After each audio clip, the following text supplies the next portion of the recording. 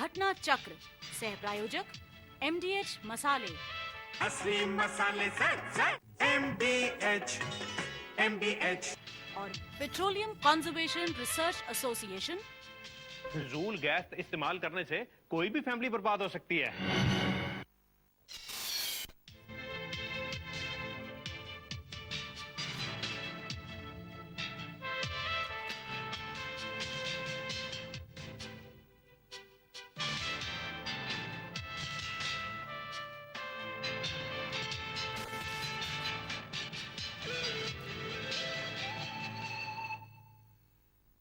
नमस्कार। घटना चक्र में आप सबका स्वागत है। अगर आपसे ये सवाल किया जाए कि सद्दाम हुसैन जीवित हैं या परलोक सिधार गए, तो आप कहेंगे कि आप हमसे शाम को क्यों मजाक कर रहे हैं। पूरी दुनिया में छपा है कि सद्दाम हुसैन मौत के घाट उतार दिए गए, लेकिन ऐसा नहीं है। वो खबरें भी अखबारों ने दी थी और ये खबर जो मैं बताने जा रहा हूँ, ये खबर भी अखबार दे रहे हैं कि सद्दाम हुसैन जीवित हैं और बुश के दूतों से बात कर रहे हैं। कोंडालिसा राइस के उनके संपर्क में हैं कि सद्दाम हुसैन ने कहा है, जो अखबार बता रहे हैं। खबर मेरे पास पुष्ट नहीं है, लेकिन खबर मैं बता रहा हूं जो अखबारों में छपी है कि सद्दाम हुसैन ने कहा है कि मुझको बेलारूस जाने का रास्ता बनाया जाए और कुछ शर्तों के साथ जो है मैं यहाँ से निकलने को तैयार हूँ। अमेरिका थोड़ा सा चिंतित है, लेकिन जो बड़े अक्षरों में कहा जाता है कि in big letters no deal, यानी कि हम इस बात पर सहमत नहीं होंगे। बहरहाल इसको छोड़ भी दे तो यूनाइटेड नेशंस में तमाम देश इकट्ठा हो रहे हैं और इराक के मामले को लेकर के सब लोग एक रणनीति बनाना चाहते हैं। अमेरिका की नीति यह है कि मेरी रहनुमाई में सारे देश अपनी सेना भेजें और जो वहाँ रिकंस्ट्रक्शन का काम है वो मेरी रहनुमाई में हो, लेकिन उस पर मोहर लगे यूनाइटेड नेशंस की। क्या ये इस मीटिंग से संभव हो पाएगा, नहीं हो पाएगा, ये किसी को नहीं मालूम है। इन सब मुद्दों पर हम चर्चा करेंगे और खास तौर से एक बहुत महत्वपूर्ण बात, कल अंतर्राष्ट्रीय विश्व शांति दिवस था। उस शांति के परिप्रेक्ष्य में क्या वास्तव में जो पूरी दुनिया में हो रहा है, ये शांति के लिए हो रहा है या आर्थिक शांति के लिए हो रहा है या आर्थिक तरक्की के लिए हो रहा है? वास्तव में शांति का क्या मतलब है, ये भी हम चर्चा करेंगे। बातचीत में शामिल हैं, मैं आपका परिचय करा दूं, कमर आगा साहब हैं हमारे बीच में, वरिष्ठ पत्रकार और ख़ास तौर से मिडिल ईस्ट के जानकार। कमर साहब, आपका स्वागत है हमारे इस कार्यक्रम में। और हमारे बीच में आरपी कौशिक साहब हैं, प्रोफेसर आरपी कौशिक, जो कि अमेरिकी मामलों के बहुत बढ़िया जानकार माने जाते हैं। कौशिक साहब, आपका भी स्वागत है हमारे इस कार्यक्रम में। और हमारे बीच में रक्षा के विशेषज्ञ जो हैं, lieutenant general doctor VS Malik हैं, जो कि इस मामले पर बताएंगे कि सेना को भेजने का जो मुद्दा दोबारा से उठ रहा है, उस पर क्या रोशनी हो सकती है। मलिक साहब, आपका भी स्वागत है हमारे इस कार्यक्रम में। डॉक्टर कौशिक, हम आप ही से बात करेंगे। आप हमको बताएं कि जो ये सद्दाम हुसैन वाली खबर है और सद्दाम हुसैन के जो दूत हैं वो बात कर रहे हैं वहाँ की सेना से जो इराक में मौजूद है, और अखबारों ने लिखा है कोंडोलिसा राइस जो है वहाँ उनके संपर्क में है, तो क्या ये आपको लगता है कि सद्दाम हुसैन ऐसी स्थिति में, जबकि पूरी ग्रिप है वहाँ अमेरिकन फौजों की, ऐसी समझदारी या ऐसी बेवकूफ़ी, दोनों मैं कह रहा हूँ, कर सकते हैं? ये कहना बड़ा मुश्किल है। बात स्वाभाविक ये है कि अगर सद्दाम हुसैन बचे हुए हैं और अखबारी दुनिया से जो पता चल रही है कि काफ़ी कंफर्मेशन इस बात की पैदा हो रही है कि शायद वो जीवित हैं और ये निगोशिएशन चल रहे हैं कि उनको किस तरह से एक सेफ पैसेज दे करके वहाँ सेटल करके, और बाकी जितनी खबरें उन्होंने देनी है कि उन्होंने कहाँ उनका कितना अकाउंट है, पैसा कहाँ है, क्या WMD जो हैं, जितने भी वेपन ऑफ मैस डिस्ट्रक्शन हैं वो कहाँ हैं, सब चीज़ें डिटेल या तो WMD पे लगे हुए हैं अब भी लगे हुए हैं, या तो एक ये क्लेवर प्लॉय है। हाँ। क्योंकि इस मसले पर अमेरिका और ब्रिटेन दोनों ही काफ़ी डिफीट खा चुके हैं एक पब्लिक आई में। हास्यास्पद रूप कि से WMD के बारे में जो कहा था उनको कहीं मिला ही नहीं। तो वहाँ की जनता भी पूछ रही है, दुनिया भी ये पूछ रहे हैं कि इसके ऊपर तो आपने लड़ाई शुरू की थी, इसका क्या हुआ। तो या तो ये हो सकता है कि अगर कोई फिक्टिशियस सदाम मिल जाए जो ये बताएं कि वहाँ पर ये है और वो है, और उसी जगह पर वो जगह डाली जाए न डाली जाए, क्या किया जाए। एक तो ये हो सकता है, क्योंकि आखिर डिप्लोमेसी में, इस तरह के वॉर गेम में सब चीज़ें पॉसिबल होती हैं। लेकिन ये भी बात, एक अगर पॉजिटिव साइड में अगर आप लें, सदाम जिंदे हैं तो वो तो सेफ पैसे ज़रूर मांगेंगे। और लेकिन ताज्जुब ये है कि उन्होंने ये क्यों नहीं कहा है कि जितने मेरे कैबिनेट के मिनिस्टर्स थे, वाइस प्रेसिडेंट थे, लोग थे, उनको भी बचाया जाए या कुछ किया जाए। अगर ये सब नहीं कहते हैं तो इराक की जो जनता है वो काफ़ी एलिनेटेड हो जाएगी इस मसले के ऊपर कि सदाम हुसैन जो हैं इतने सेल्फिश हो गए, सेल्फ सेंटर्ड हो गए कि अपने ही लिए एक पैसेज मांगा। और जबकि उन्होंने ये ऐलान किया था कि सदाम रहेंगे तो मरेंगे भी इराक के अंदर, रहेंगे भी इराक के अंदर।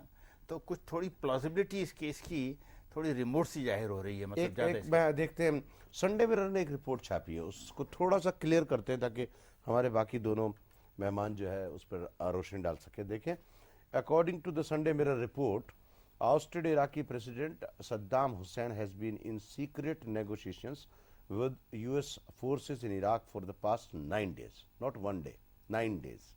Saddam is demanding safe passage to the former Soviet Republic of Belarus in exchange for information on weapons of mass destruction and his bank accounts. US President George W. Bush is being kept to date on the talks by his National Security Advisor Condoleezza Rice, who is coordinating negotiations led by US General Ricardo Sanchez. Sanchez is the commander of US forces in Iraq. A representative of Saddam in Western-style civilian clothes came to coalition people at Tikrit at sunset on September 12. He led them to a house where the security official was waiting. The discussions are now going on under the direct authority of the General Sanchez. General Malik, मैं ये कहना चाहूँगा कि इस चीज़ को हमें दो पहलू से देखना चाहिए। एक तो जो प्रोफेसर साहब ने बड़ा ठीक पहलू दिखाया है, दूसरा पहलू है कि ये कौन से सद्दाम है। यानी कि जब सद्दाम जिंदा थे तब ये कहा जाता था आम कि कई लोग हैं जो कि सद्दाम के छद्म वेश में देखे गए हैं और उसकी वजह से असली सद्दाम को पता लगाना बड़ा मुश्किल है। तो पहली बात तो ये होती है कौन से सद्दाम, और ये मैं इस नज़रिए से कह रहा हूँ कि अभी समय कुछ ऐसा आ गया है कि जो माहौल अमेरिका के अंदर बन रहा है वो अगर ऐसी कोई घटना को वो नहीं बता पाएंगे तो जनता का जो विचार है वो गवर्नमेंट से दूसरी तरफ को चलना शुरू हो गया है।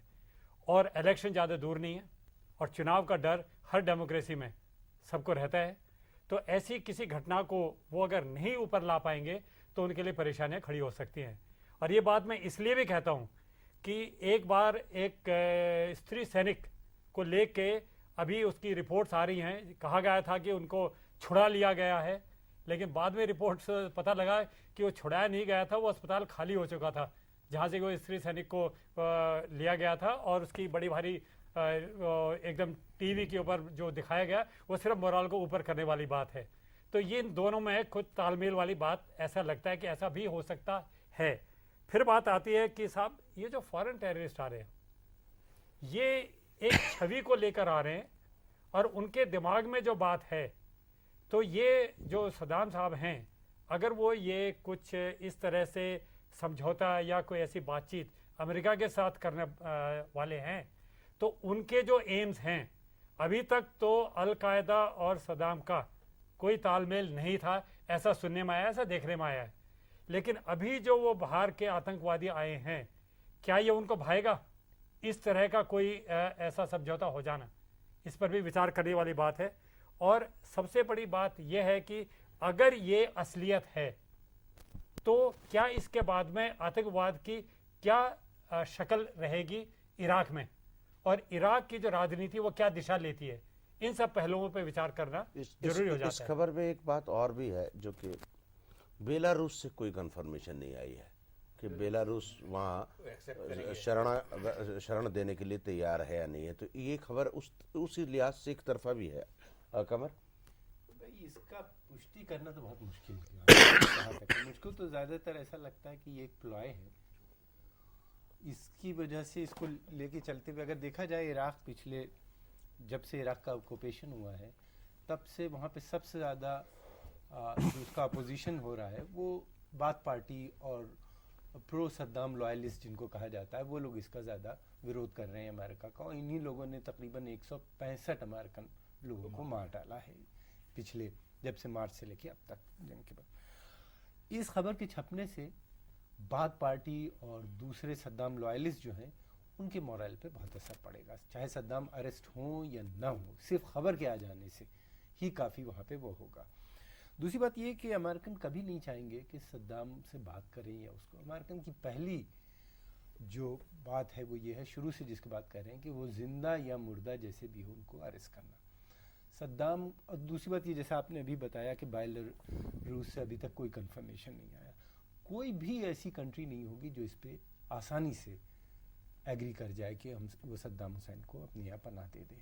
तो मुझे तो लगता है कि ये एक प्लॉय है जिससे लिबिया तैयार हो जाएगा। नहीं, लिबिया बिल्कुल भी नहीं तैयार। आज की परिस्थितियों में लिबिया नहीं तैयार होगा, लिबिया का तरीका और आज की परिस्थिति में कोशिश साहब क्यूबा भी तैयार नहीं होगा, कोई भी देश तैयार नहीं जब होगा। तक कि अमेरिकन उससे नहीं कहेंगे तब तक वहाँ पे नहीं होगा। लेकिन इससे ये ज़रूर है, इस खबर के महज छप जाने से बाथ पार्टी और दूसरी ऑर्गेनाइजेशन में काफ़ी सनसनी फैल गई होगी और उनके यहाँ काफ़ी डिससेटिस्फैक्शन हो रहा होगा, और जो ग्रुप्स लड़ रहे हैं उनके खिलाफ, अमेरिकन के खिलाफ, उसमें एक नई। अच्छा, मतलब आप ये कहना चाहते हैं कि जो लोग लड़ रहे हैं उनके डिमोरलाइजेशन के लिए ये खबर हो सकता है लीक की गई हो, ताकि ये कहा जाए ये खुद ही कि डिमोरलाइज हो आपके नेता तो खुद हमारे यहाँ शरणागत होने को तैयार मूवमेंट हैं। टूट जाएगा, दूसरी चीज़ें जो बन जाएंगी, सब सद्दाम के सेंटर है मूवमेंट, सारा मूवमेंट सद्दाम हुसैन के सेंटर है, वो ख़त्म हो जाएगा। इस किस्म की चीज़ें पहले भी देखी गई हैं, इंटेलिजेंस और दूसरी ऑर्गेनाइजेशन इस तरह की बार बार बातें करती रहती हैं, और जैसा आपने कहा कि जंग में हर चीज़ सही होती है जी, जो उसका रूल होता है, तो मुझे तो ये अभी फिलहाल तो प्लाई लग रहा है, क्या इसमें हकीकत है ये कुछ दिनों बाद पता चले। चलिए हम लोग चलते हैं एक छोटे से ब्रेक की ओर। ब्रेक के बाद जो मूल मुद्दा है इराक के पुनर्निर्माण का, जिसको लेकर के यूनाइटेड नेशंस की सिक्योरिटी काउंसिल और दूसरी मंच पर भी ये तय करने की कोशिश की जा रही है कि कौन पुनर्निर्माण की बात करेगा और पुनर्निर्माण कैसे होगा, छोटे से ब्रेक के बाद।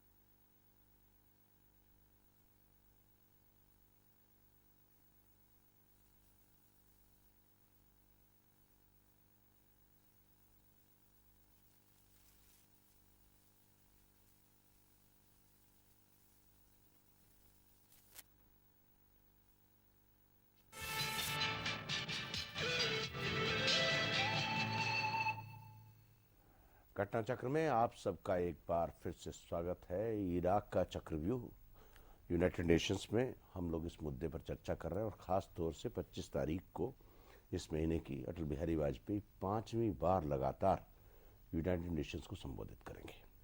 भारत के क्या कंसर्न्स हैं, इराक को लेकर के भारत कितना चिंतित है और यूनाइटेड नेशंस की मदद लेने के लिए या यूनाइटेड नेशंस हमारी मदद करने के लिए क्या कर सकता है, इस मुद्दे पर बातचीत करेंगे। बातचीत के इस दौर में कमर आगा साहब हैं, lieutenant general doctor VS Malik हैं और आरपी कौशिक साहब हैं। हम अगर बातचीत से पहले एक ग्राफिक की मदद से हम ये बता दें कि प्राइम मिनिस्टर क्या करने जा रहे हैं, तो थोड़ा सा तफसील से बातचीत करने में आराम रहेगा। देखें, UN General Assembly, Vajpayee is the only Indian Prime Minister to address the UN General Assembly for 5 consecutive years. Vajpayee is scheduled to address the Assembly on September 25th. India's concerns over terrorism and the role and relevance of the UN in the light of the developments in Iraq are expected to be highlighted by Prime Minister Atal Bihari Vajpayee in his address to the United Nations General Assembly and in talks with world leaders including US President George W. Bush in New York. Prime Minister Atal Bihari Vajpayee's address, which is expected to tell the international community to avoid double standards and put up a united fight against the scourge. The Prime Minister has come out strongly against double standards adopted by some Western countries in dealing with terrorism. Officials said terrorism would be among the key issues during deliberations on the UNGA, as also in his meeting with world leaders. The role and relevance of UN in the light of Iraq developments is another issue that is likely to be discussed. Another area of concern to India is resurgence of Taliban in Afghanistan, which is likely to be reflected in the discussions, the official said. Prime Minister Atal Bihari Vajpayee's meeting with the US President George W. Bush has been deferred by a day to September 24, according to Indian officials in New York. Pakistan President General Pervez Musharraf is also scheduled to meet Bush on September 24th. The same day Musharraf will address the UN General Assembly. Doctor Kaushik, आप हमको बताएं, United Nations में अब की बार हमारी क्या चिंता है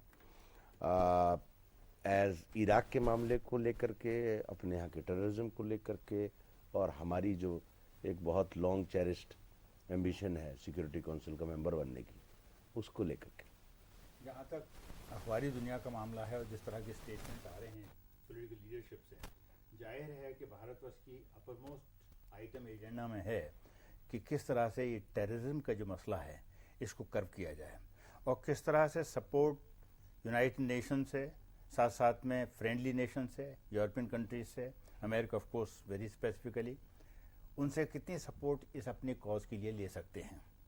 हाईलाइट करना भारत के लिए कि टेररिज्म का कितना क्रोध भारत के अंदर है, इसका क्या इम्पैक्ट है और किस तरह से ये हावी हुआ जा रहा है, होता रहा है पास्ट में भी, किस तरह की यहाँ पर ह्यूमन बीइंग्स के लॉसेस हैं, मटेरियल लॉसेस हैं, नेशन के अंदर एक फ्रैक्चर्ड होते चले जा रहे हैं जम्मू कश्मीर के मामले में या बहुत सारी चीज़ों के मामले में, ये मुद्दे जो हैं वहाँ पर उभर करके आएंगे। अब जाहिर है कि ये प्राइम मिनिस्टर का जो विजिट है वो यूएन स्पेसिफिक है, अमेरिका स्पेसिफिक नहीं है। United Nations happens to be located in the US, it is a separate matter. अब प्रेसिडेंट से मिल रहे हैं तो प्रेसिडेंट से भी उसी ऑर्डर में हाईलाइटिंग होगी और सबट्रेनियन जिसे कहते हैं, छिपी हुई जो बात होती है एक तरह से, जो बिल्कुल सरफेस पे नहीं आती है, वो ये होती है कि पाकिस्तान जो उनके इतने परमानेंट अलाई रहे हैं और कन्वीनियंट अलाई हैं, एक्सपीडियंट अलाई हैं, वो भी इस बात को जो वायदा करते हैं उसको निभाते नहीं हैं। तो prime minister Vajpayee will like to emphasize in as many words कि भारत की आप तकलीफ देखिएगा और भारत की एक डायलेमा देखिए। एक तरफ तो टेररिज्म का मसला है जो कि यूनाइटेड नेशंस कलेक्टिवली इस बात को प्लेज करे कि इसको किस तरीके से कर्व किया जाए और भारत उसका विक्टिम है। दूसरा, अमेरिका को भी रिमाइंड किया जा रहा है कि जो एलाई उनके ये प्रॉमिस किए हुए थे कि जो भी क्रॉस बॉर्डर टेररिज्म के मसले हैं, और रिसेंट इंटेलिजेंस जितनी भी रिपोर्ट वो जाहिर कर रही हैं कि कितने कैंप वहाँ पे जाहिर हैं, क्या चीज़ें हो रही हैं, और सबसे बड़ा एक मुद्दा तो आजकल वो जो आपने देखा ही होगा, ये निकला है कि आज़ाद कश्मीर के और बलूचिस्तान के एरिया में जो आवाज़ें उठ रही हैं कि पाकिस्तान ने उनको किस तरीके से ऑप्रेस किया हुआ है और किस तरीके से ये सब चीज़ें उनकी जाहिर हो रही हैं। अब तो इंटरनल लेवल से भी आपको इंटेलिजेंस रिपोर्ट का जो इनपुट है वो ये मिल रहा है, जो कि प्रधानमंत्री वाजपेयी, चाहे वो प्रेसिडेंट जॉर्ज बुश के मामले में, चाहे वो कोफी अन्नान जनरल सेक्रेटरी के मामले में, चाहे वो यूनाइटेड नेशंस के अदर मेंबर्स के प्रोमिनेंट अदर मेंबर्स के मामले में, इस बात को जरूर एम्फेसाइज करेंगे। अभी जो पत्रों में जो खबरें निकली हैं, आज एक बड़ी महत्वपूर्ण खबर निकली है, और वो खबर ये थी कि एक सीक्रेट विजिट यूएस के यहाँ से इंडिया में हुई थी अभी, जो कि नेशनल सिक्योरिटी एडवाइज़र के जो नीचे के ओहदे वाले लोग हैं वो यहाँ पर बात करके गए हैं। और सुनने में और पढ़ने में यह आ रहा है कि सबसे बड़ी जो डिमांड भारत की रही है वो है कि ऊंचे दर्जे की तकनीकी का ट्रांसफ़र, जो कि एक किस्म से टच स्टोन बना हुआ है, बड़ा भारी मुद्दा बना हुआ है भारत और अमेरिका के संबंध के लिए। तो सुनने में यह आ रहा है कि ये जो एक दिन जो पीछे किया गया है बुश साहब की और हमारे प्राइम मिनिस्टर वाजपेयी साहब की मीटिंग को, वो इसलिए कि हो सकता है इस तकनीकी ट्रांसफ़र के ऊपर शायद कोई समझौता हो। दूसरी बात जो आज के हिंदुस्तान टाइम्स में निकली है वो ये है कि न्यूयॉर्क टाइम में पहली बार में ऐसी खबर निकली है, जबकि उनको अच्छी तरह से पता है कि जनरल मुशर्रफ अभी अमेरिका जा रहे हैं, और वो खबर ये है कि पाकिस्तान जो उनका क्रॉस बॉर्डर टेररिज्म है जम्मू एंड कश्मीर के अंदर, उसमें कोई बदलाव नहीं आया है। इस तरह से खुले रूप के अंदर जनरल मुशर्रफ के खिलाफ न्यूयॉर्क टाइम में शायद ये पहली बार ही निकला है, जबकि वो अच्छी तरह से जानते हैं कि जनरल मुशर्रफ वहाँ पर अभी पहुँचने ही वाले हैं। शायद इससे एक बात सामने आती है कि हमारे जो प्रधानमंत्री हैं वो बुश साहब को कहें कि आप जिस तरह से दबाव डाल रहे हैं पाकिस्तान के ऊपर, वो दबाव काफ़ी नहीं है, आपको कुछ और करना पड़ेगा। जिसकी दबाव डाल रहे हैं वैसे वो ऐसा सुनने में आया है कि जो दबाव अगर नहीं डाल, अगर डाल रहे हैं तो दिखाई नहीं दे रहा जी, और अगर डाल रहे हैं तो उसकी कि आपके पेपर्स ये कह रहे हैं, अभी तक तो आपने माना ही नहीं कि वो वहाँ से क्रॉस बॉर्डर टेररिज्म हो ही रहा है कि नहीं। पहली बात तो आपने मानना शुरू हो गया, और जबकि जनरल मुशर्रफ साहब वहाँ जा रहे हैं, आपके ही खबरों में, हम नहीं कह रहे, आप ही के पेपर कह रहे हैं कि क्रॉस बॉर्डर टेररिज्म जो है बरकरार एकदम चल रहा है जम्मू एंड कश्मीर के अंदर। तो इसमें जाहिर है कि आप जो कर सकते वो आपकी तरफ से नहीं हो रहा है, और उसी की वजह से पाकिस्तान जो है वो थोड़ा एक दरार भारत और अमेरिका के रिलेशंस में डालने की कोशिश कर रहा है। और इसकी जो आखिरी इसका रूप पड़ता है वो ये कि आप हमें इराक में ट्रुप्स भेजने के लिए कह रहे हैं, उस पे आते हैं नहीं ये उससे कनेक्टेड है, लेकिन हमारी जो प्रॉब्लम है, सिक्योरिटी जो प्रॉब्लम है, उसका आप हल नहीं निकाल रहे। तो उसकी तरफ अगर हम देखना है तो आप ये जो आप ही के पेपर्स में जो खबर आ रही है उसके संबंध में कुछ किए तो हम उसकी तरफ सोच सकते हैं। जी, कंवर देखिए, साहब, इसमें दो चीज़ें प्रधानमंत्री की इस विजिट पे उनके सामने दो चीज़ें, एक तो इराक का मसला जिसकी बात की गई, और दूसरा पाकिस्तान जो बहुत ही इंपॉर्टेंट है इंडिया के लिए, सबसे ज़्यादा इंपॉर्टेंट है। इनफैक्ट पाकिस्तान हमें पिछले बहुत दिनों से हमारी बहुत हाई लेवल निगोशिएशन अमेरिका से चल रहा है, बार बार ऑफिशियल्स भी आ रहे हैं, सीक्रेटली भी, जैसा आपने बताया, आए, विजिट किया, पता नहीं कहाँ तक सही है, लेकिन अभी तक हम लोग बहुत कुछ अचीव नहीं कर पाए। उसकी सबसे बड़ी वजह यह है, एक सोच है अमेरिका की। अमेरिका हम लोगों का कहना ये, हिंदुस्तान का मानना ऐसा है कि Pakistan is the AP centre of terrorism, सारा टेररिज्म वहाँ से शुरू हो रहा है और उसको कंटेन करना चाहिए। अमेरिका का बेसिक उनकी सोच ऐसी है कि पाकिस्तान जो है ये खुद पार्ट है इंटरनेशनल कैंपेन अगेंस्ट टेरर में, एक उनका एलाई है इस पूरी टेररिज्म में। और बार बार बुश साहब इस बात को कहते रहे हैं कि पाकिस्तान को ने बहुत अच्छा रोल प्ले किया है, ख़ासतौर से सितंबर 11 के बाद से, और उसके बदले में उन्हीं ने मिलिट्री कोऑपरेशन भी बढ़ाया पहली बार कई साल के बाद पाकिस्तान से, और तकरीबन $3 बिलियन की एड भी पाकिस्तान को दी। दूसरी तरफ हमारा जो प्रॉब्लम आती है बार बार, अमेरिका की जो नीति है वो एक नीति वही है जैसी कि उसकी नीति अरब और इजराइल के साथ है। वो चाहता है एक तरफ तो हिंदुस्तान से बहुत स्ट्रेटेजिक रिलेशन, स्ट्रेटेजिक कोऑपरेशन भी चाहता है, बहुत क्लोज रिलेशनशिप हमारे पिछले 10 साल में बहुत अच्छे इंप्रूव हुए हैं ताल्लुकात। दूसरी तरफ साथ में वो पाकिस्तान को भी लेके चलना चाहते हैं। एक तरफ तो वो बात कर रहे हैं कि इंडिया जो है वो एक ऐसी ट्रीटी होनी चाहिए, वो बात कर रहे हैं South East Asia treaty organization जो थी पुरानी सेटो को रिवाइव होना चाहिए, उसमें इंडिया सेंट्रल रोल प्ले करे। तो उससे फिर ये भी शुबा होता है कि कहीं ऐसा ना हो कुछ दिनों के बाद ये बगदाद में एक बार इराक़ में अगर स्थिरता आ जाती है और वहाँ पे नॉर्मलसी अचीव कर लेते हैं वो, तो कहीं फिर से दोबारा से वो बगदाद पैक्ट ना रिवाइज कर दें। तो इस किस्म के कई खतरे हैं। और सेकंड में कहूँ आप लेट मी जस्ट सॉरी, तो ये दोनों चीज़ें देखते हुए एक बहुत ही डेलिकेट बात है वाजपेयी साहब के सामने, जिसको इनको इस विजिट में या आने वाली सक्सेसिव विजिट में अमेरिका के साथ पूरा करना होगा। इराक़ में मैं बाद में बात करूँगा। मैं सिर्फ यही कहने वाला था जो आगा भाई ने कहा था, इस समय कोई कलेक्टिव बार्गेन अमेरिका के जो ट्रीटी ऑर्गेनाइजेशंस के पहले रुख थे 50s के, वो नहीं है। CIA की रिपोर्ट ने क्लियर कर दिया था एडमिनिस्ट्रेशन के लिए, अमेरिका की स्ट्रेटजी बायलैटरल रिलेशंस में है, कलेक्टिव बार्गेन में नहीं है। कलेक्टिव बार्गेन में 2-3 दफ़ा ये हार मार चुके हैं। जनरल असेंबली में पूरा डेवलपिंग कंट्रीज़ की मेजॉरिटी है।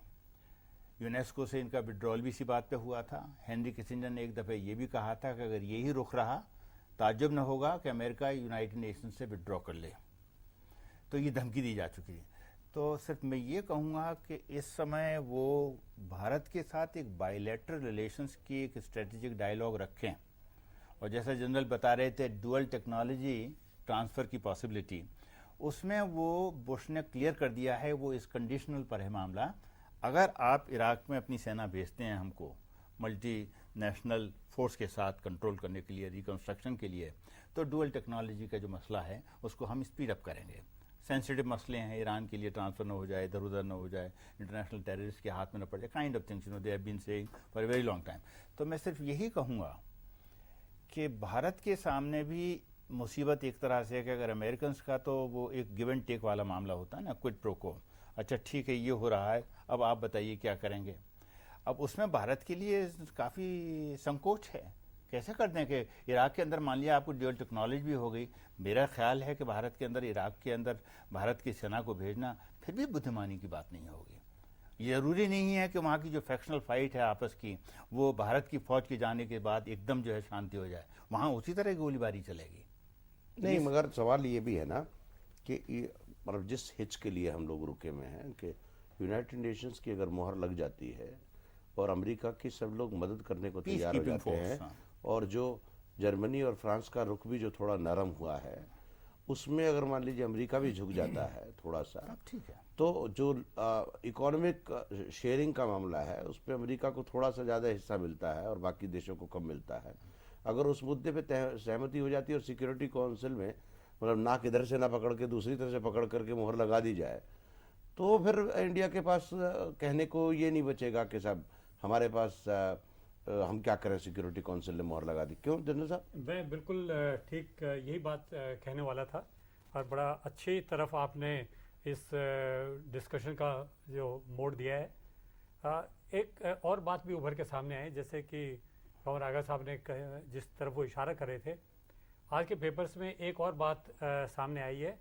कुछ लोग विदेश में, ख़ास तौर से वेस्ट में, ये कह रहे हैं, और अमेरिका में भी जो थिंक टैंक वो ये कह रहे हैं कि क्या ये सही है कि हम उन देशों से आतंकवाद की लड़ाई में सहायता मांगे जिनका कि खुद आतंकवाद से हिस्सा है, और उनका इशारा पाकिस्तान की तरफ था। तो इससे ये जाहिर होता है कि ये जो घटनाएं हैं और ये जो एक आम बात निकल रही है, अमेरिका की चिंता तो नहीं, ना पाकिस्तान से है ना इंडिया से है। बड़ा हमारे लिए अमेरिका की चिंता ये है कि उनके बॉडी बैग जाने बंद हो जाए, लेकिन और इकोनॉमिक जो प्रोग्रेस का पतलाना खुला हुआ है, जो रहट चलनी है नोट बनाने की, वो चलती रहे ताकि इकोनॉमी जो है समृद्ध होती रहे। रास्ता सीधा सीधा सा हम लोग चलते हैं एक छोटे से ब्रेक की, और ब्रेक के बाद लौट करके आएंगे। पीएम अटल बिहारी वाजपेयी ने क्या कहा देखें। PM Atal Bihari Vajpayee today asked the international community to combat the menace whose roots are not only in Afghanistan but in some other countries also. India is trying to have peace with its neighbors. We are confronting terrorism aided and abetted from across the border. We are capable of fighting the war against terrorism, and we will definitely win it. We want to remind the world that roots of terrorism are in some other countries also apart from Afghanistan. India has been in the forefront in the fight against international terrorism, but we want the international community to play its role in fighting the devils of terrorism. छोटे से break के बाद लौट करके आएंगे और बात करेंगे क्या यूनाइटेड नेशंस में सिक्योरिटी काउंसिल में खास तौर से अमेरिका की इच्छा के अनुसार यूनाइटेड नेशंस अपनी मोहर लगाएगा नहीं या नहीं लगाएगा, और लगाएगा तो उसके बाद कौन कौन देशों की फौज वहां जाकर के दंडवत होगी। छोटे से ब्रेक के बाद।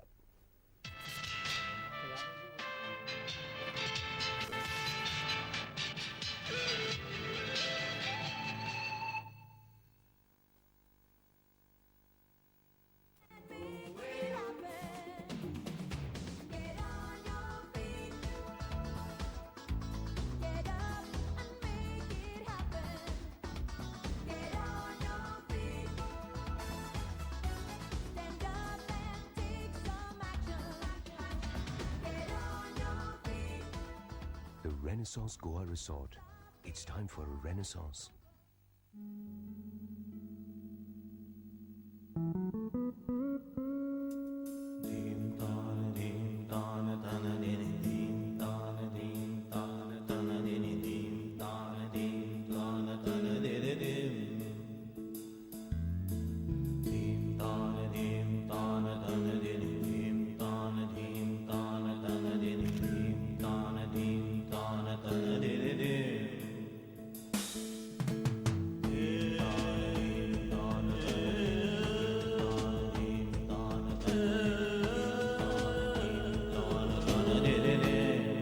जब मेरी शादी नहीं हुई थी तब मैं अपने ऑयली बालों के लिए ऑयली बालों वाला शैम्पू यूज करती थी, और शादी के बाद इनके ड्राई बालों के लिए एक अलग शैम्पू खरीदती थी। शीना के बाल लंबे हों इसके लिए एक और शैम्पू। तंग आ गई थी हर बार के अलग अलग शैम्पू से।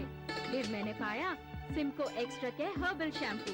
इसमें है आंवला, रीठा और शिकाकाई का उचित मिश्रण जो देता है आपके बालों को संपूर्ण सुरक्षा और भरपूर पोषण। Simco extra care herbal shampoo, extra herbs, extra results. मैं हूँ पेट्रो अंकल। मैं ही ऊर्जा और मैं जिंगल। करते हम बूंद बूंद की बात, चलते लेकर सबको साथ। दुनिया है हमारी दीवानी। रेडियो पर सुनो हमारी कहानी। कैसी कहानी? सुनो अबूर।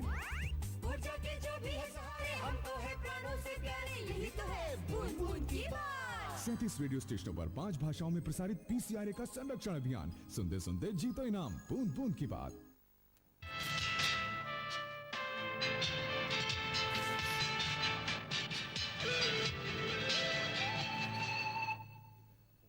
घटना चक्र में आप सबका एक बार फिर से स्वागत है। हम लोग चर्चा कर रहे हैं यूनाइटेड नेशंस में प्रधानमंत्री बिहारी वाजपेयी हैं। 25 तारीख को उनका भाषण होगा, लेकिन बीच में इराक है। अमेरिका को मोहर लगवानी है सिक्योरिटी काउंसिल की, और सिक्योरिटी काउंसिल के चारों तरफ जो ताना बाना बुना हुआ है उसका रुझान ये है कि मोहर लगनी चाहिए। लेकिन इसके पहले हम देखें कि कल international peace day of peace था, अंतर्राष्ट्रीय शांति दिवस। उसके बारे में कोफी अन्नान साहब ने क्या कहा ये देखें। इन 2001 the United Nations general assembly adopted a new resolution 55/282 declaring 21st September of each year as the International Day of Peace. The Maltese government joins the countries of the UN in proclaiming the 21st day of September of 2003 and of successive year as the International Day of Peace. The day should be characterized as a day of peace, and non-violence should be appropriately commemorated by all nations and people. United Nations General Secretary Kofi Annan has rung the peace bell at United Headquarters in New York to mark the annual International Day of Peace, cautioning that for some, the direct threat to peace was terrorism and weapons of mass destruction, while for others, it was poverty, disease, deprivation and civil war. Kofi Annan साहब की बात तो बिल्कुल ठीक है, उस पर तो कोई दो राय हो नहीं सकती। लेकिन हम चले इराक की ओर। इराक का चक्रव्यूह कौशिक साहब, अमेरिका की बड़ी चिंता है।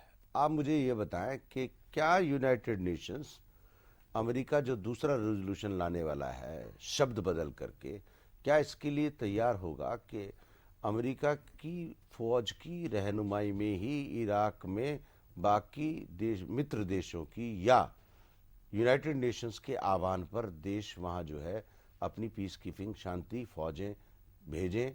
क्या ये होने जा रहा है, और होगा तो क्या वास्तव में भारत खास तौर से फौज भेजेगा या नहीं? एक कहावत है त्यागी जी कि सांप के मुंह में छिपकली ना उसको स्वेलो कर पाता है ना उसको निकाल पाता है। अमेरिका का डायलेमा हर एक वॉर्स के अंदर यही हो जाता है जहां लिमिटेड वॉर्स इस तरह की चलती हैं। वियतनाम वार के अंदर भी ये चक्कर चला था। I will not draw history too much because everybody knows it. Korean war में भी अर्लियर ये हुआ, वहीं आए वहीं पहुंचे। इराक के अंदर उनका सबसे बड़ा डायलेमा है, अगर वो मल्टी नेशनल रिकंस्ट्रक्शन प्रोग्राम को एक्सेप्ट करते हैं अंडर द यूएन एजिस, तो अमेरिका को जो सेल का जो विंड होती है वो निकल गई। लड़ाई उन्होंने उनके लिए तो नहीं लड़ी थी, सदाम को उनके लिए तो नहीं हटाया था। अमेरिका की सुप्रीमेसी हो, लड़ाई के $40 बिलियन तो ले सकते हैं वो, ले लिए भी होंगे शायद। हाँ। अब ये भी कहाँ पता चलता है जी।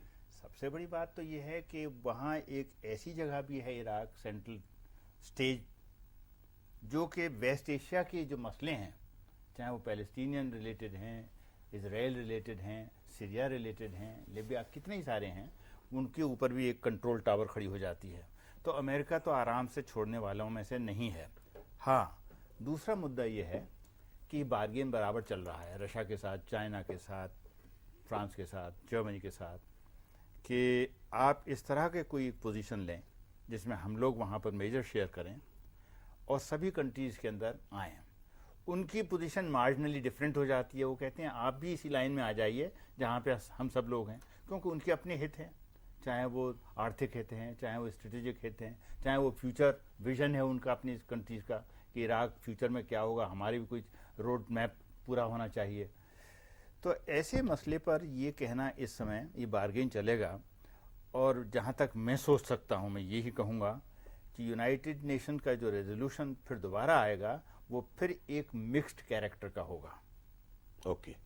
इसमें ज़्यादा वजन ना इधर पड़ पाएगा ना उधर पड़ पाएगा, क्योंकि जहाँ तक मैं पढ़ सकता हूँ अमेरिका की लाइन को as a student of American affairs, America आराम से इस चीज़ के ऊपर बिल्कुल सहमत नहीं हो पाएगा कि आप मिली जुली सब चीज़ों को ले आइएगा और उसके अंदर हम भी हैं और आप सब लोग हैं। अमेरिका के एज और हैंड जो है ऊपर होना चाहिए। भारतवर्ष का मामला, भारत का जहाँ तक मामला है, मैं उसके अंदर एक ही बात कहूँगा, भारत का रोल एक किस्म से इन देशों को देखते हुए लिटिल लेस इम्पॉर्टेंट हो जाता है। उनका सवाल यही था, आप अपनी सेना वहाँ भेजें, टुकड़ी पीस कीपिंग फोर्स होगी वहाँ पर, एक क्रेडिबिलिटी बनती है, थर्ड वर्ल्ड कंट्री से हैं, डेवलपिंग कंट्री है, और वेस्ट एशिया के अंदर भारत के लिए काफ़ी सिंपैथी रही है काफ़ी सालों से। तो उसमें शायद हो सकता है कि वायलेंस हैबिट होती चली जाए, कम होती चली जाए। भारत इस समय इस मसले को नहीं ले पाएगा, जहाँ तक मैं सोच सकता हूँ। जरूर। बड़ा अच्छा ये जो विचार यहाँ पर व्यक्त हो रहे हैं। मैं 2-3 चीज़ें इसमें कहना चाहूँगा। सबसे पहली बात तो ये कि इस बार जो अमेरिका राष्ट्र संघ में गया है वो पहली तरह से नहीं बल्कि कुछ परेशानियों के अंतर्गत गया है। पहले गया था कि चलो भाई इनके यहाँ भी चले जाते हैं, यहाँ से भी एक प्रस्ताव पास करा लेते हैं। अब हालत वो नहीं है। अब हालत ये है कि 87 बिलियन डॉलर उनको चाहिए। और जहाँ तक कांग्रेस है, उन्होंने ऐसा कोई भी, उनकी जो अपनी कांग्रेस है, उन्होंने ऐसा कोई भी हिंट वहाँ पर नहीं दिया है कि वो इस बात को एकदम से मान लेंगे। इसका कनेक्शन उनकी घरेलू जो राजनीति है उससे होता है। टैक्स को उन्होंने माफ़ करने की बात कही है। समय इलेक्शन के लिए अभी कम रह गया है। 87 बिलियन उनको एकदम से चाहिए। और जहाँ तक बाहर के देश का सवाल है, सिर्फ 400 मिलियन कनाडा ने उसके बारे में हामी भरी है और बाकी देशों ने सिर्फ 2 बिलियन का अभी तक कहा है, वायदा किया है। तो कहाँ 87 बिलियन, कहाँ 2 बिलियन। बाकी अगर घर से आते हैं तो इलेक्शन में परेशानी खड़ी हो जाती है। टैक्स वाली बात नीति उल्टी पड़ जाती है। बाहर वाले देश तब तक नहीं देंगे जब तक कि प्रस्ताव जो पास हो उसमें कुछ ऐसी चीज़ें हों कि जो यहाँ से जो रिकंस्ट्रक्शन होने जा रहा है उनमें भी कुछ लाभ हो। नहीं तो वो अपनी जनता को क्या बताएंगे कि वो पैसा किसके लिए देने जा रहे हैं। एक इस सब सशोपंज में एक बात जो है वो कोफी अन्नान साहब की है। वो कई बार में धीरे से इस बात को दोहरा चुके हैं कि राष्ट्र संघ का गठन जिस हालत में है उसमें काफ़ी परेशानियां हैं। तो उनका जो इशारा है वो साफ है कि अगर राष्ट्र संघ को किसी तरह से भी तरोड़ा मरोड़ा जा सकता है और उसकी बातों को लोग मानते नहीं हैं, तो उससे ये जाहिर रहता है कि भाई गठन में कुछ कमजोरी है। और हमें ये नहीं भूलना चाहिए, WTO में पहली बार एक बड़ी भारी घटना घटी है कैनकुन के अंदर, जिसमें कि पूरा वेस्ट और पूरी यूरोपियन ताकतों को अपने एजेंडा से हटना पड़ा है। और जो सबसे बड़ी बात उनकी रही है कि जो हमारे जो किसान हैं उनको हम सब्सिडी नहीं देंगे। आज की खबरों में आया है कि वो सब्सिडी कम करने की तरफ बात चल पड़ी है। तो यानी कि ये बात एक राष्ट्र संघ को पता लग रही है कि अगर बाकी के सब देश मिल जाएं तो इनको झुकाया जा सकता है, जो कि अभी तक बात नहीं आई थी।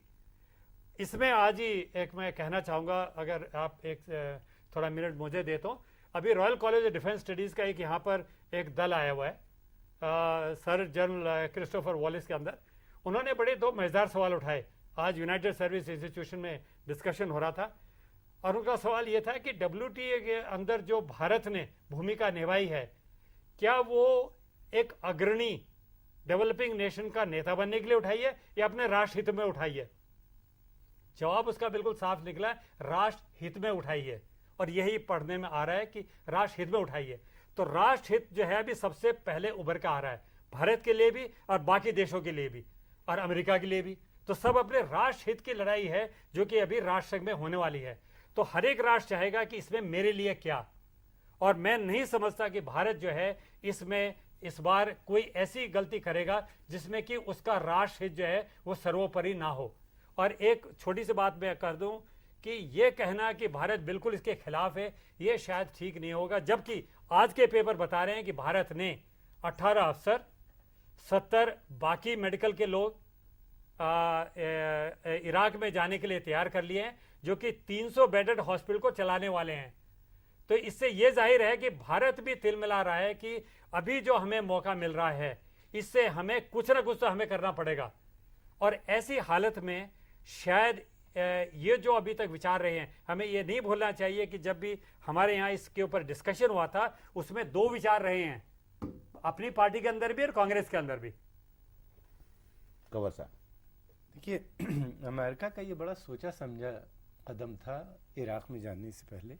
इराक को नहीं, कंवर साहब मैं जो अभी जानना चाह रहा हूँ, बदले हुए स्वरूप में यूनाइटेड नेशंस में सिक्योरिटी काउंसिल में जो रेजोल्यूशन है, जैसे कि कौशिक साहब ने कहा कि मल्टीलेटरिज्म के तहत अमेरिका इस बात को मान जाए कि ठीक है, मेरी जेब के जो पैसे हैं मैं कुछ शेयर करने को तैयार हूं, और एक नया रेजोल्यूशन कुछ विद अमेंडमेंट्स पास हो जाए, कुछ ऐसी तस्वीर नजर आती है या नहीं? देखिए, बहुत मुश्किल है। एक चीज़ पे अमेरिका बिल्कुल कंप्रोमाइज़ नहीं करेगा, वो है कि किसी भी सूरत में वो अपनी कमांड अपने हाथ में रखेगा। वो उसने साफ साफ कह दिया है। लेकिन साथ में वो ये भी चाहते हैं कि यूनाइटेड नेशन से अगर ये रेजोल्यूशन पास हो जाता है, कुछ कंप्रोमाइज़ किसी हद तक हो जाते हैं, तो उनका जो एजेंडा आगे बढ़ने का है उसमें उनको बहुत मदद मिलेगी, ख़ासतौर से ईरान। अमेरिका को कोई इराक में परेशानी नहीं हो रही। जब वो गए थे इराक में, उनको मालूम था कि उनके ट्रूप्स मरेंगे। ऐसा मत कहिए, वहाँ डेली एक आदमी मर रहा है। जी, उन्हीं ने कह दिया था 165 आदमी मर चुके हैं। लेकिन जाने से पहले उन्हीं ने काफ़ी डिबेट किया था। उसने कहा था कि वियतनाम के बाद ये दोबारा उन्हीं ने जो कदम उठाया, उन्हीं ने कहा कि अमेरिका को अपने राष्ट्रीय हित, जो नेशनल इंटरेस्ट है, उनको प्रोटेक्ट करने के लिए अमेरिकन पब्लिक को सैक्रिफाइस करना पड़ेगा। नहीं, ये एक बहुत सोच समझ के लिया था, उनको बहुत इतनी फिक्र नहीं। और इसीलिए वो आगे भी वो ये जानते हैं अगर इराक में नहीं होगा तो वो ईरान और सऊदी अरेबिया में भी उनके जो स्टेप्स हैं उससे डिस्टेबलाइजेशन पूरे रीजन में होगा। और वो ये जानते हैं अगर डिस्टेबलाइजेशन पूरे रीजन में फैल जाएगा तो हर कंट्री को अपने ट्रूप्स भेजने पड़ेंगे इराक में। एक बात बताइए मुझे कौशिक साहब, नवंबर 2004 से पहले अंतिम सवाल कर रहा हूँ क्योंकि चुनाव है जॉर्ज बुश का। जॉर्ज बुश को कुछ ना कुछ तो अमेरिकन को सेल करना है चुनाव में, और वो सेलिंग पॉइंट इराक हो सकता है, और इराक की इकोनॉमी से लूटा हुआ धन हो सकता है, या लूटा हुआ ना कहें, उसे कमाया हुआ धन कहें, तथाकथित कमाया हुआ धन, वो हो सकता है। इस यूनाइटेड नेशंस की जो मीटिंग हो रही है, इसमें अगर अमेरिका की बातें मानी गई और जो चिंता कोफी अन्नान ने मलिक साहब ने बताया वो वहाँ पेश हुई है, अगर उस सब क्लचेस से बाहर निकल आए तो जो अमेरिका दिखाना चाहता है, he is a leader of world peace, will it be possible? Well, it should be possible because George Bush की तमन्ना बड़ी ज़बरदस्त है कि he is a firm leader, he is an action man. He has done it. He has proved it, like his father did it. Much more than that, he has dethroned Saddam Hussein. और बहुत सारी चीज़ें जो उससे related हैं उन सब के ऊपर उसने एक्शन मैन की एक अपनी इमेज दी है। तो उसके बेसिस पर यूरोप के साथ भी वो ये कहना चाहते हैं कि लोग leadership of America will have to be accepted by European nations also, चाहे वो नेटो रिलेटेड कंट्रीज हैं, सबके सब जितने भी हैं। अब इसमें अगर ये सक्सेस कर लेते हैं, जो कि काफ़ी प्रेशर डाले हुए हैं, पुतिन जो हैं रशिया के लीडर भी कह देते हैं कि हाँ हमको थोड़ा मदद करेंगे, लेकिन फिर एकदम गैंग अप हो जाते हैं। सवाल रिकंस्ट्रक्शन का है, इराक की रिकंस्ट्रक्शन में इनका कितना शेयर हो बाकी जितने कंट्रीज हैं। मलिक साहब, मैं ये बात कहना मैं चाहूंगा वर्ल्ड पीस की बात कर रहा हूँ। American emerging as a world leader and posing and imposing on others their wish and will.